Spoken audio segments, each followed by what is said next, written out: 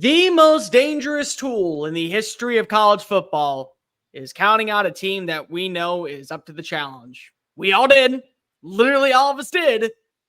And now Georgia gets to go ahead and reap the benefits. Down in Austin, a 30-15 win over the Longhorns, and we got a lot to discuss. Welcome on into the SEC Unfiltered postgame show. He's Dave Shumate. I'm Cole Thompson, breaking everything that we saw at DKR as the #1 Longhorns go down. The Devil did not go down to Georgia, but the Dogs went down to Austin, and they're headed back to Georgia with the W, and probably now completely changing up more of what is going to be the college football playoff in the SEC. But real quickly, make sure you hit the subscribe button down below because we're talking college football every single day on this channel. Hit that ring notification. That way you don't miss a single live stream. Sunday Fun Day, Dave Talks Ball. Every single scenario under the sun of what you want to see. Make sure that also you download the podcast version of the show, wherever you get your podcast listening systems. Follow us on all the social channels. That way you keep up to date with everything that we got on behind closed doors at SEC Unfiltered. Follow Dave at Mach 10 Sports, me at Mr. Cole Thompson, and check out all of our great work found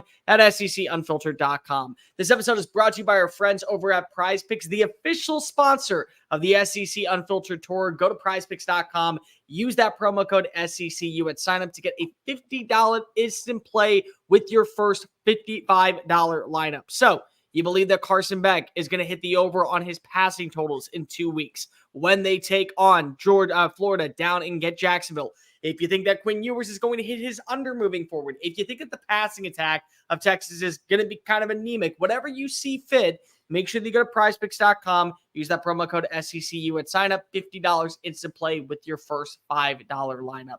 Dave, just a game to where at the end of the day, we realized, you know what?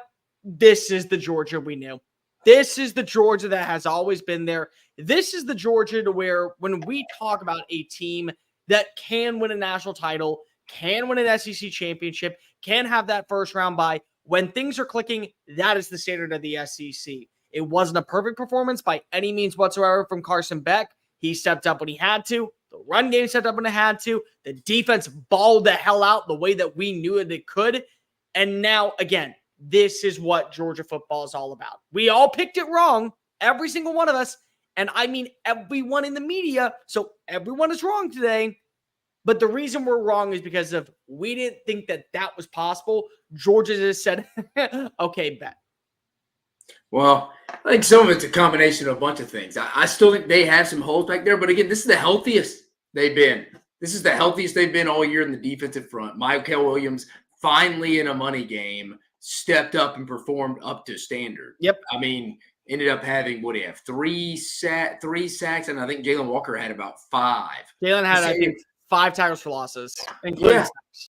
Yeah. I mean, those two dudes made big-time money today. I mean, here it is. Jalen Walker, 8 solo tackles, 3 sacks. TFL is a fumble recovery. And then Michael Williams, 1 TFL, 2 sacks, and 3 tackles in total. I mean, just overall, that was the defensive front. Even Chaz Chambliss got in there that we had been waiting to see. Again, some of it injuries. I think it's why a lot of us went and picked Alabama to beat Georgia early in the year, was kind of because Georgia was beat up. And I thought Georgia was coming in a little more beat up in this game, but I think some guys were a little more healthier. I mean, Kirby mentioned going into the week, they didn't practice with pads on Thursday. You felt they needed an extra day to kind of just go in jerseys and shorts and just kind of make, hey, I know this isn't what we normally do. We're one of the few teams in the country that goes full pads on Thursdays. It's not just a walkthrough.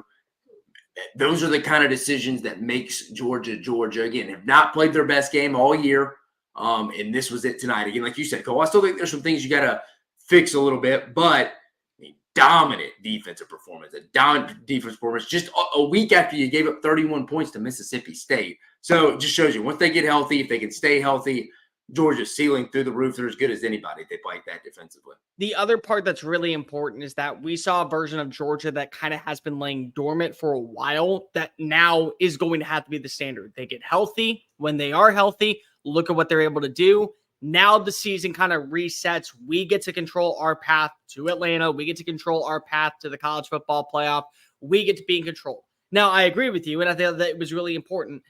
I believe that this was going to be a game for Georgia to win. I think all of us agreed. Carson Beck had to have a performance of a lifetime, had to get that signature victory. He did not even remotely. 3 interceptions on the day. He had a couple of really, really just bad passes. He averaged like 4.3 yards per play, 41 pass attempts.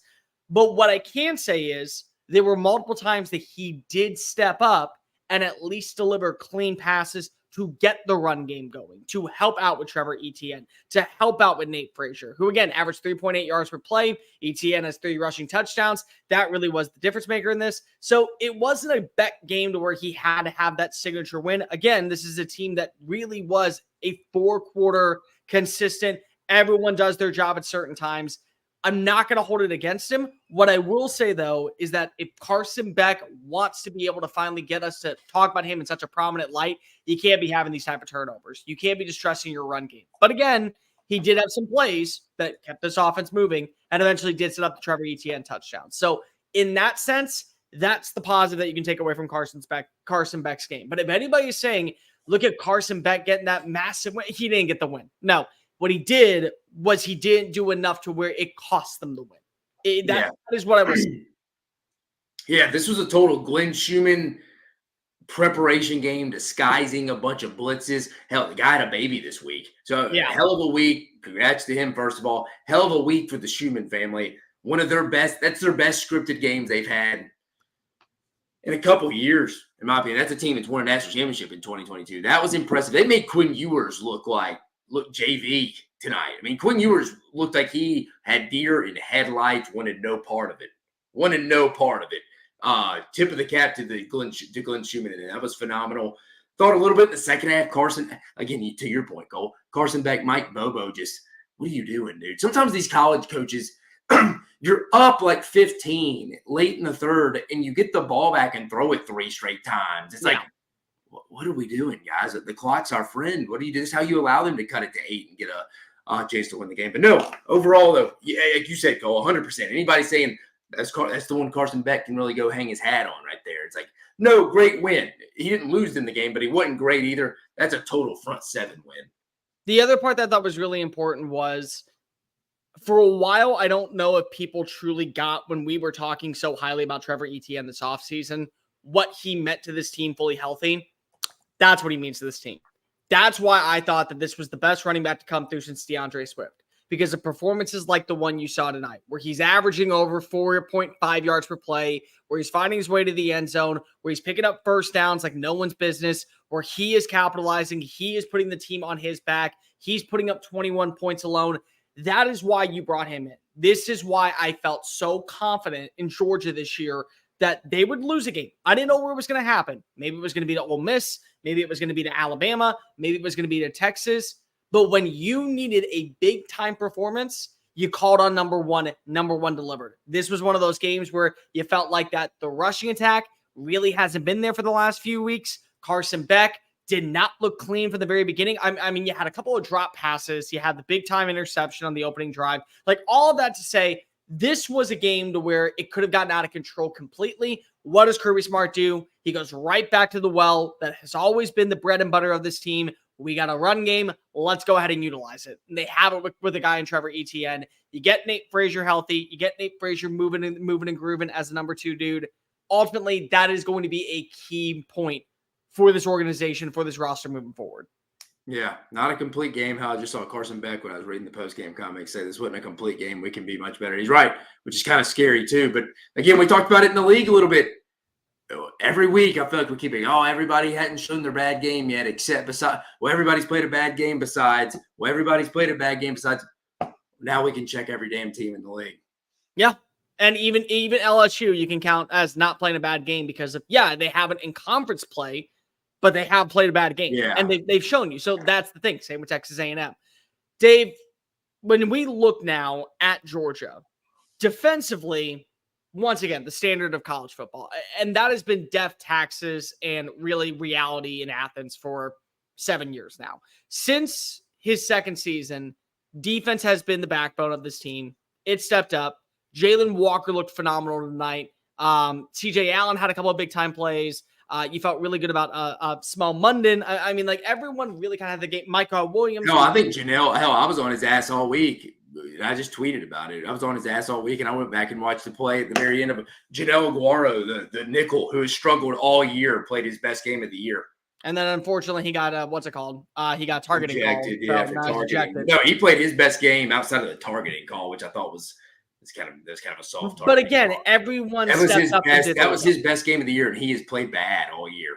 I thought Jalen Walker, again, the performance that you really need to see from a dude that is supposed to be kind of like that next man up mentality type player that he has been. I think that Michael Williams, again, it's a money game for him. He earned himself a ton for the pressure rates. I thought the way that they were able to kind of make Texas's offensive line look pedestrian and frankly, Big 12-ish is the best way to put it. And it's an insult, and it should be an insult because it did not look good at all in this game. Not even a little bit.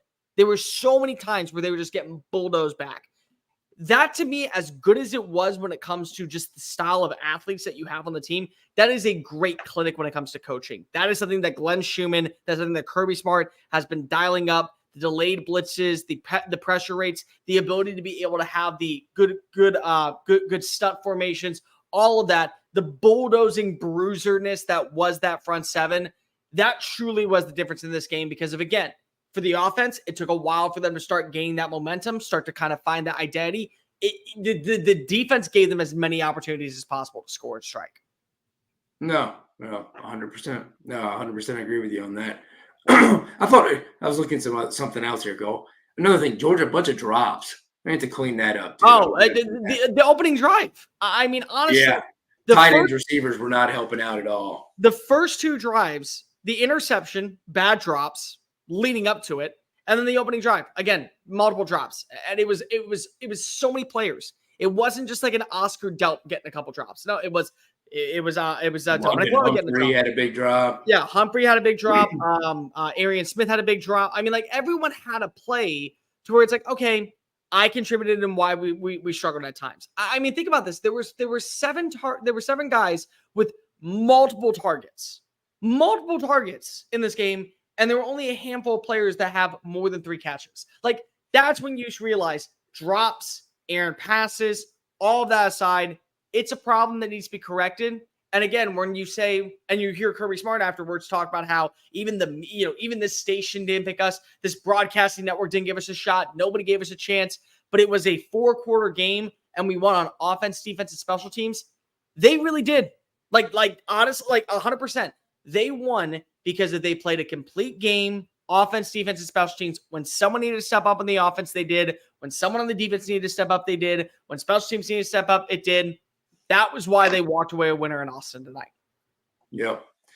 Yep. Georgia back in the shoot. You got to feel really good about them right now. So they totally flipped the switch this week, going off last week, which I mean, everybody was down on them after giving up 31 points to Mississippi State. Let's talk about Texas. Now that we know that they've had their game, they've had their game where they have looked pedestrian and they have looked vulnerable. Now we get to have that conversation of, okay, well, what is Texas? Because on one hand, there will be the crowd that comes out and says, overrated, fraud. And we've kind of been here before where, yeah, I get it. Texas was going to be susceptible to a loss at some point. Maybe it would have been in a trap moment, say against a Florida, say against an Arkansas on the road, but instead it's at Georgia. Or is this a moment where, again, we kind of are more so saying, guys, this is Georgia. Like, this is still the standard of the SEC. This is still what we know to be arguably the most complete team in college football when all things are humming. This is still the program with the best coach who, if you give him an extra week to game plan, and more importantly, if you allow him to get into his breadbasket and you allow him to get into his own element, he's going to make you pay. What version of Texas are we or should we be talking about at this point? I mean, think back on the Texas game. I mean, it was a lot. Again, Quinn Ewers just kind of looked out of it the whole night. But again, it wasn't all on him. I mean, I didn't think Banks was great. I didn't think Williams, either tackle, were great today. I mean, what Georgia did defensively in the front seven tells you that. They got whipped up front. Thought Sark's play calling, just running right with Trey Wisner, just running right into the teeth of the Georgia defense when they were playing well, been as healthy as they've been. Well, that was maybe a choice. I just think across the board offensively for Texas, it wasn't really their night. Georgia had their best game plan they've had probably shoot, in 2 years. I think they would probably admit that 2 to 3. Probably since they played Tennessee in 22 at home. It was probably their best defensive game playing because even against Ohio State in the playoffs, Ohio State put points up on them. But like this was their best plan they've had. You got to tip the cap to Georgia. You just got whipped tonight on offense. I didn't think the defense for Texas played bad, dude. I think I saw something. They only had 3 series where Georgia put up like over 35 yards on them or something. And it was something like outside of the short fields and stuff like that. Georgia, I didn't really think Texas's defense was really that. Maybe, when I go back and watch it, maybe I'll feel differently. But just in this an instant reaction, Cole, you told me, bro, I just don't feel like they played bad. The Texas defense, I thought the offense just was not consistent. The offensive line couldn't protect whether it was Ewers or Manning in the game. So I think that's where it starts up front is you got whipped on the offensive line. And sometimes you just got to tip the cap to the opposing side. I mean, they just played their tails off and had a hell of a game plan. Dave, there were 2 drives that they gave up over 35 yards defensively. Yeah, I knew. I saw somebody tweet 2 drives. 2 or 3. And one was on the interception at the opening part of the game that was picked off by Jahdae Barron. And the other one was the touchdown drive, whichever ETN scoring. That was it. And one was a 52-yard drive, and the other one was an 89-yard drive, and the 52-yard drive was the interception. Texas' defense, it gave up some explosive plays. It allowed some wide receivers to find ways to get open. It allowed Trevor Etienne, Nate Frazier to kind of move the sticks, keep momentum pushing forward. It did. Like it did do that. But at the same time, it also gave an opportunity for Texas offense to strike. Texas offense just never got comfortable. And I think it's weird to have this conversation because of hindsight's 2020. Maybe it needed to happen this way because of, again, you allow somebody to hit the reset button. But I feel a little uncomfortable now having to talk about what is going to be Quinn Ewers versus Arch Manning. Because of Quinn comes in, he does not look good. He has struggle after struggle after struggle. Big time, you had the fumble, scoring drive. Here comes Arch. Here comes this offense. Well, now it feels like every single game, and this is just me internally saying, okay, well, if I'm Quinn and I feel like that I'm not doing my job to an exact team, they're going to bring an Arch, and now I'm in jeopardy of losing my job. And I don't like that. And it's going to put a damper. I mean, it's going to put a derailment inside the locker room. And that's the thing that does bother me just a little bit. Do you think it was okay to go to Arch Manning? Because you had to switch something up. Something had to get done. Do you think Quinn's still a little hurt? I mean, dude, he looked He's just not fully adamant. healthy. He's not fully there. Yeah, like the middle intermediate throws that he's usually pretty spot on with, he was just off. And again, I said I thought Williams and Banks didn't play well tonight at either tackle spot. But there were plays even when he had 3 to 4 seconds, and it was like his internal shot clock was going off, and dude, it was just like, dude, and they're showing him close look in, getting plays, and he just kind of just looks like dead-eyed. It's kind of just like, dude, it's just not there. I don't blame him for making the move. But you're right, Cole. That's going to be a conversation throughout the rest of the year, right? And whoever starts isn't playing well. The problem is also it's going to be a conversation every single week going into practice. Hey, are you planning on starting Quinn? Hey, are you planning on starting Quinn? And so now we're going from, hey, this is a team that feels like it is a complete roster. They have the depth. They have the stable offensive line. They have the weaponry. They have the personnel defensively. And they have 2 quarterbacks that both can win you games to now, okay, well, if Quinn's not doing this, what is the leash that you're going to put on him before we call to Arch Manning? And what if Arch starts struggling? Are you going to go back to Quinn? And that's not sustainable if you want to win a championship. Like for Texas, the thing about them that stands out so extremely well, and every game before this one has been, hey, they can win in multiple facets. They can win on the ground. They can win with their defense bailing them out of trouble. They can win with the passing attack. But now the question turns to, well, can they win with Quinn? Can they win with Arch? Can they not win with either? Or do we have to go with a certain number of plays that are designed for this? And the problem is that sports talk radio shows, people like you and I that work in this industry, we're going to have to bring it up in conversation, even if we don't want to. Because the problem is that now you opened up that door. It was a big-time game. It was on the biggest stage. Everyone was paying attention to you. Everyone saw the lights of Austin at its brightest. This was a moment for Texas to make a statement in the SEC. Quinn did not deliver. Arch did not deliver.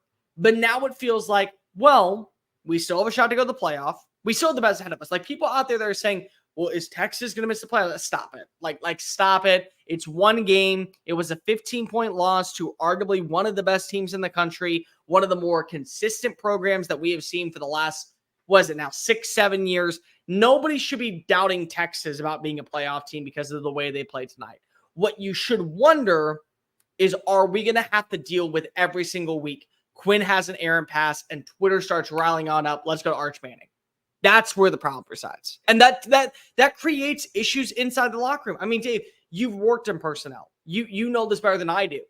When there is a quarterback controversy going on and when those conversations are going on inside the locker room, does it not do damage as much as it does good for the organization and the program? Yeah, because naturally, the rest of the guys on the team gravitate towards half and one gravitate towards another half, or maybe it's 70-30. But definitely the team, they're human beings too. I mean, it's just like me and you. We gravitate towards certain people in certain situations. They're in a college locker room with 125, 130 kids too. Yeah, some of them are going to have the team. You're right. It's a conversation heading into each week that'll be interesting. Cole, who do you think is who do you think gives Texas their highest ceiling? I still think Quinn, because Quinn's played in more games. And to bigger me, that's all I care games, about. yeah. He's played in bigger games. He's been to the playoff. He's earned the right to lead this team further. But again, you are not allowed to start losing and playing close calls. Next week, you're traveling to Nashville. Here's the deal. Vanderbilt, as good as a story as they are, had its fair share of struggles today against Ball State. I love Vanderbilt. I love Diego Pavia. I know that there is a clear separation between the conferences, between the teams and the tiers of where they reside. You should be able to capitalize there. But the question is going to be, well, what happens if Quinn throws an early pick? Are we now going to go to Arch? And what if Arch starts the rest of the game and then you go play against Florida in a few weeks? Well, what happens now? Are we going to go back to Arch? Like, that's where the conversation goes. And because you opened up that box and all these questions now, it is going to be a conversation starter and people are not going to be able to hold on. Yeah, I agree with you. I mean, look, Quinn Ewers has played in playoff games, conference championships. You're right. When he's playing his best and it is on for him, he's as good as anybody in the country at the college level. You're right. I agree with you. You got to stick with him as of right now. I know it's not been great the last 2 weeks, too. If you can go back to the Cotton Bowl against Oklahoma, it wasn't like he played great, but it was his first game back. But no, I'm with you. He still looks a little banged up to me. I know nothing. It's just looking at him. He still found the end zone twice. He still found a way to connect with Jaden Blue for a touchdown. He still found a way to connect with Isaiah Bond for a touchdown. He still found a way to make sure he got the right read off to Matthew Golden for the pass interference at the back of the end zone. That way it could set up for a touchdown. Yeah. Like, he's like hitting the reset button going into halftime for him to come back out and lead that drive. That was enough to give you the confidence. Okay, well, now we have momentum. Now we know that he can be our dude. Let's go ahead and ride the hot hand. Yeah. And I'm glad that after the second touchdown, and then you watch as there's all the moments that goes on where it's 3 and outs, where the pressure rate is coming up. Michael Williams and you're watching as Jalen Walker are dominating at that point. You're not saying, okay, well, Arch gave us a little bit of life. He gave us a little bit of momentum. His mobility, his athleticism, it really can pick up a little bit of steam. Let's go back to him for it. No, you just said we're riding it out with Quinn, win or lose, regardless of what it is. That, to me, is what I think you need to see from Steve Sarkisian. But still, unfortunately, you allowed that narrative to begin by going to him in the first half. I mean, again, it wasn't just all Quinn Ewers, too. We talked about it. Williams and Banks were really bad at the tackle spots tonight. And I thought Sark went a little too tendency heavy in the first half, made some adjustments in the second half. You could tell they came out more on fire. Just a little too late. I mean, Georgia found that out in Tuscaloosa. I mean, I know they ultimately ended up taking the lead. Texas didn't deny it, but when you get, Cole, you get yourself in that big of a hole, dude, against another really good football team. Everything almost has to go your way in the second half. Literally, every penalty, every yard you gain. But again, I think it's a compliment to Texas. Is kind of, we throw the culture word around a lot too much, but I think it's a compliment to them, to Sark's program. Again, I'm not panicking on Texas yet. Again, I picked him to win by double digits, if I'm being honest. I'm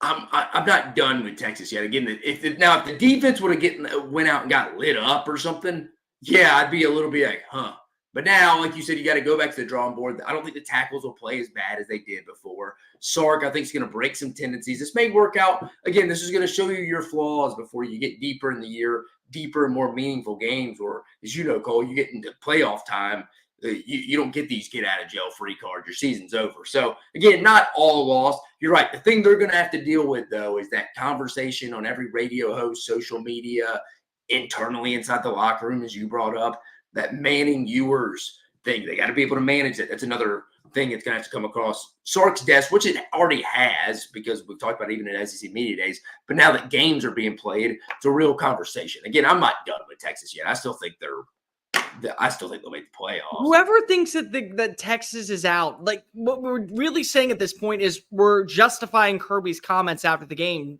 believing that nobody thought they were legit. Because of anybody who says, oh, well, we can't believe in Texas anymore because they lost to Georgia. What are you saying about Georgia at this point? Georgia had its moments. Georgia nearly pulled off the biggest comeback in SEC football history on the road in Bryant-Denny Stadium, a place where he has struggled against a team that we're starting to realize it's not a Nick Saban problem. It's an Alabama problem. And yet they nearly were able to get the comeback. They threw 3 interceptions and then a 4th one late in the game.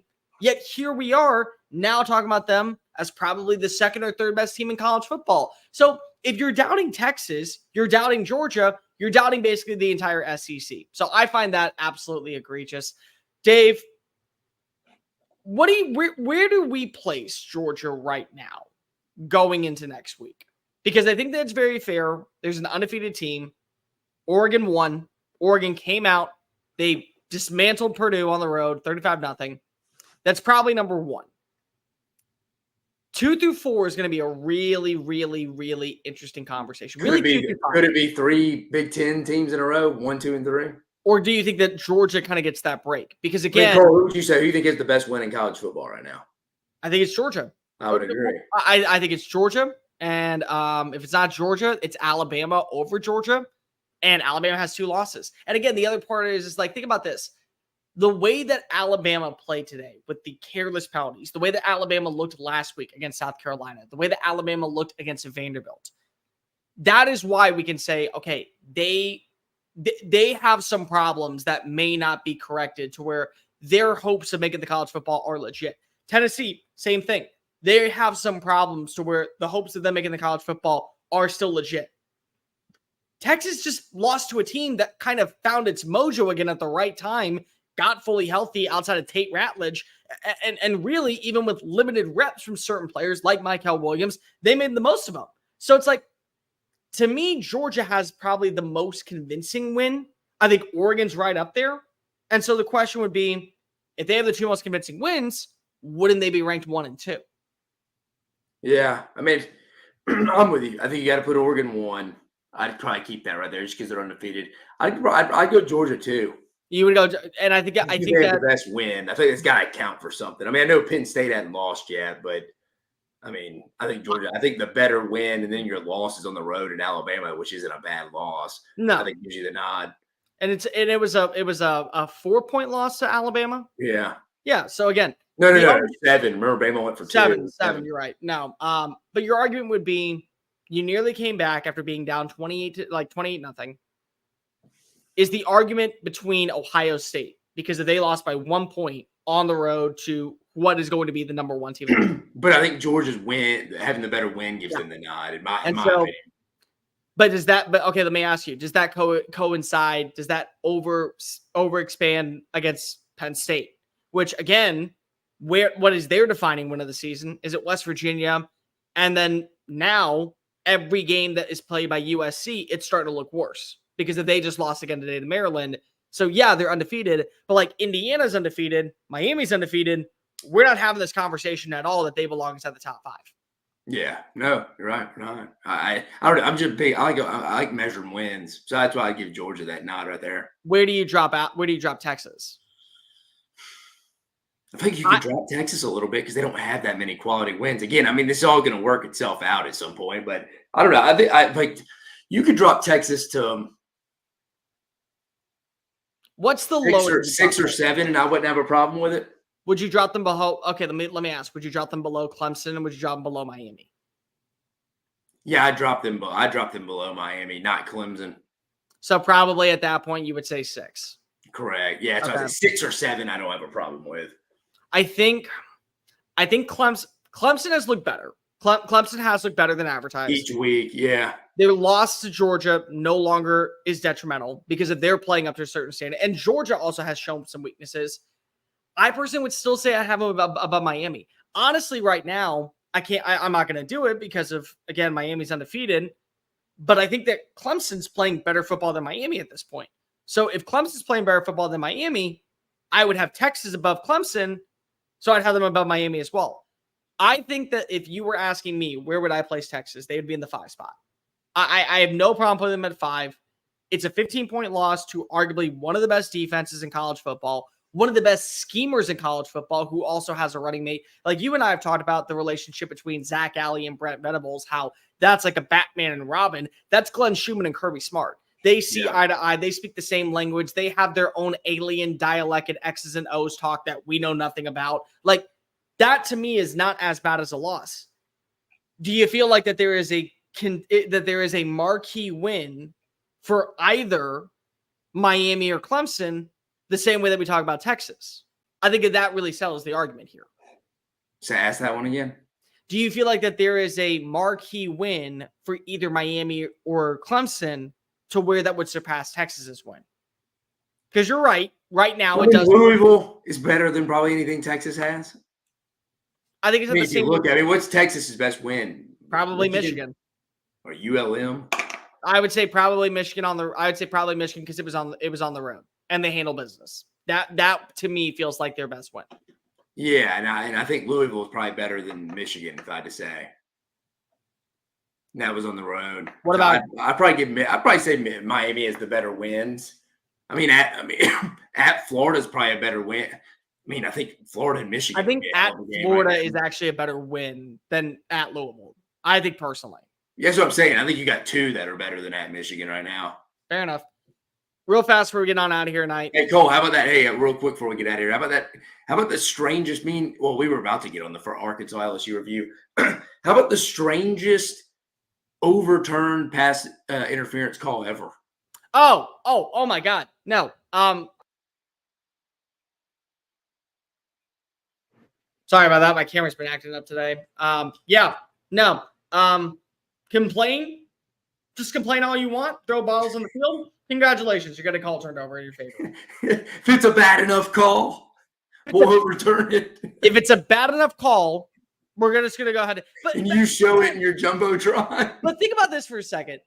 What a beautiful play by by the fans to now throw trash on the field for a PI that was clearly, which by the way, I'm not going to sit here and argue. It was a BS call. That was a pathetically poor executed excuse. If anything, Georgia's receiver, who I forgot who it was, made the Arian Smith contact. Yeah, Arian Smith at the top of the route made the initial contact. But like Carson Beck throws it right into the arms of Ja'Day Barrett. Yeah. Like it's nowhere near Arian Smith to begin with. To where it was a bad call. But like, imagine this for a minute. When you throw them on the television, when you throw all the trash onto the field, you have Steve Sarkisian running over it. Guys, stop. I'm begging you, stop. Cheerleaders on the field. You have cheerleaders coming on and be like, here, we're going to help out. And now the refs are turning and looking at the television going, oh my God. Like, they're being children and they have a right to be screaming and hooping and hollering. Like they're not wrong. They're going about it wrong. What do you think happens if Texas comes back and magically won that game? And that was the play, just kind of flipped it around. They got it right, but it was just like, oh, dude, I've never even heard of that being reversed like that. That call. Kirby's losing his mind. He's 100% losing his mind. Before we get on out of here, there's 2 more things I want to talk about. Kirby calls out Kirk Herbstreit. He calls out Chris Fowler. He calls out ESPN. Do you have a problem with it?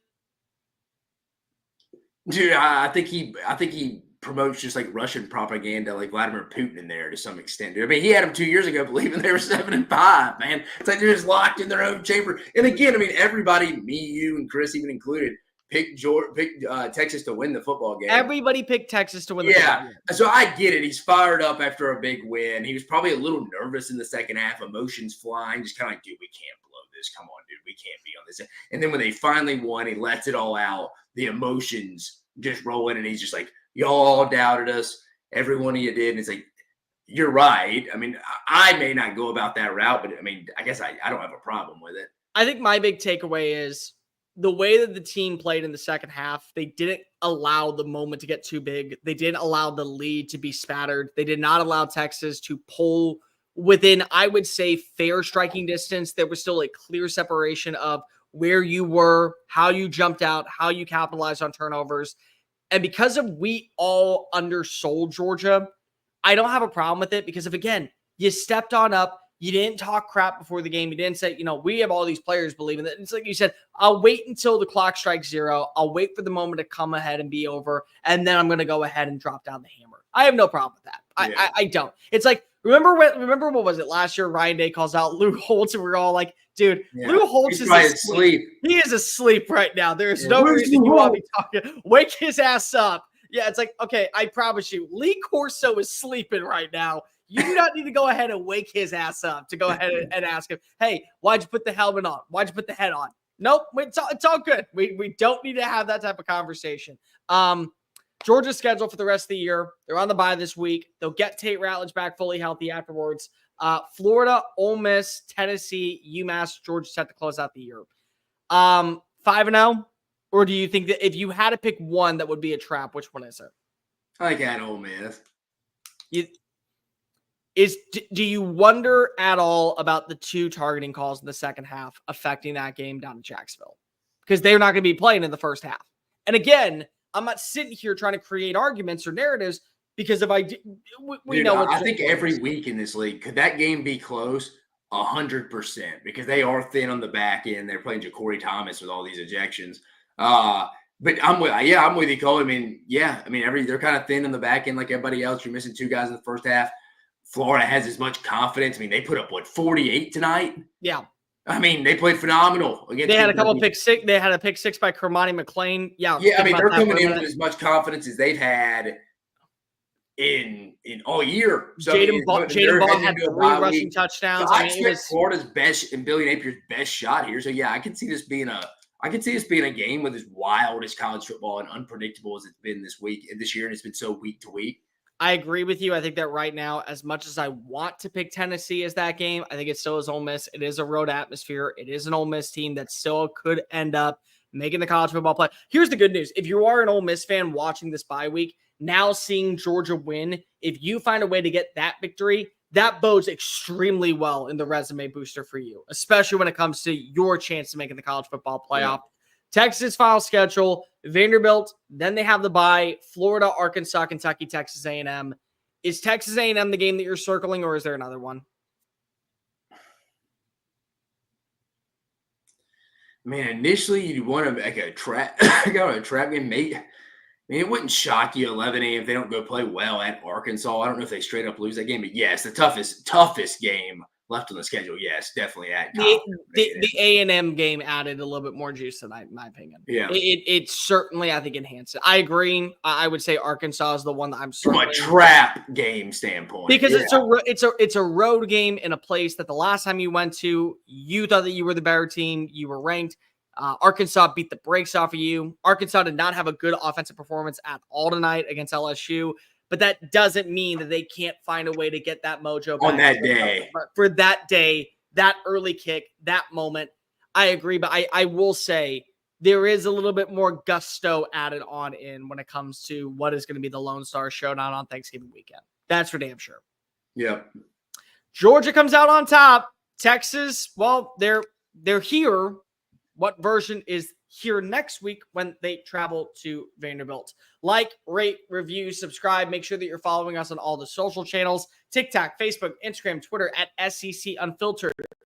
Download the podcast version of the show wherever you get your podcast listening systems. Follow Dave at Mock 10 Sports, me at Mr. Cole Thompson. Make sure that you hit the subscribe button down below. That way you keep it up to date with everything that we're doing on the channel. Make sure that also you hit that ring notification. Sunday Fun Day tomorrow morning. 9 a.m. Central, 10 a.m. Eastern. Make sure that you also are keeping up with everything that we're doing here by hitting that ring notification.